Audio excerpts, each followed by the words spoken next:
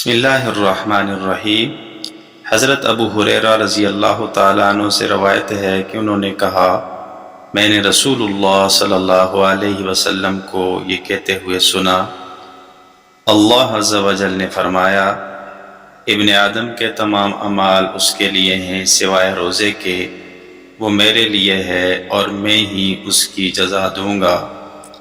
اس ذات کی قسم جس کے ہاتھ میں محمد صلی اللہ علیہ وسلم کی جان ہے، روزہ دار کے منہ کی بو اللہ کے نزدیک کستوری کی خوشبو سے زیادہ پسندیدہ ہے۔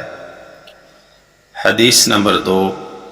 حضرت ابو ہریرہ رضی اللہ تعالی عنہ بیان کرتے ہیں کہ حضور نبی اکرم صلی اللہ علیہ وسلم نے فرمایا، جب رمضان آتا ہے جنت کے دروازے کھول دیے جاتے ہیں، جہنم کے دروازے بند کر دیے جاتے ہیں اور شیاطین کو قید کر دیا جاتا ہے۔ حدیث نمبر 3۔ حضرت ابو ہریرہ رضی اللہ تعالیٰ عنہ راوی ہیں کہ رسول اللہ صلی اللہ علیہ وسلم نے فرمایا، جس شخص نے ایمان کے ساتھ رمضان کا روزہ رکھا تو اس کے وہ گناہ بخش دیے جائیں گے جو اس نے پہلے کیے تھے۔ حدیث نمبر 4۔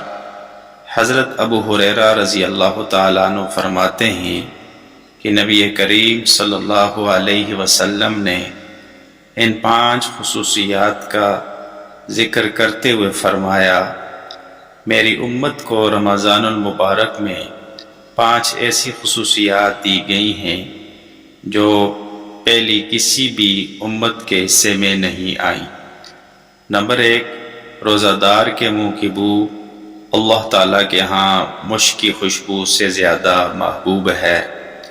نمبر 2، روزہ داروں کے لیے فرشتے استغفار کرتے ہیں حتیٰ کہ وہ روزہ افطار کر لیں۔ نمبر 3، اللہ تعالیٰ روزانہ جنت کو مزین کرتے ہیں اور فرماتے ہیں، میرے نیک بندوں سے عنقریب آزمائش ختم ہوگی اور وہ تیرے اندر داخل ہوں گے۔